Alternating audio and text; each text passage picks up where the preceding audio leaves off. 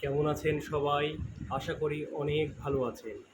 আজকে আমি আপনাদেরকে একটি কবিতা পাঠ করে শোনাবো।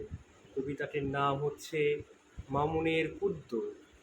কবিতাটি লিখেছেন কবিতা বিজ্ঞানী সাব্বির ভাই। কবিতাটি তাহলে এখন শুরু করা যাক।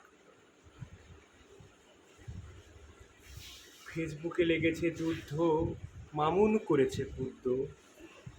মামুন খাবে কচি কচি, লাইলা কেটে নেবে মামুনের বিচি।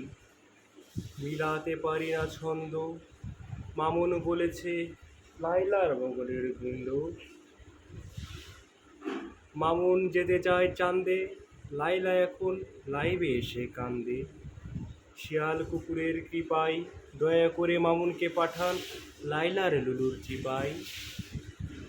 বাংলাদেশে অনেক গরম, লায়লা এবং মামুনের নেই কো লজ্জা শরম।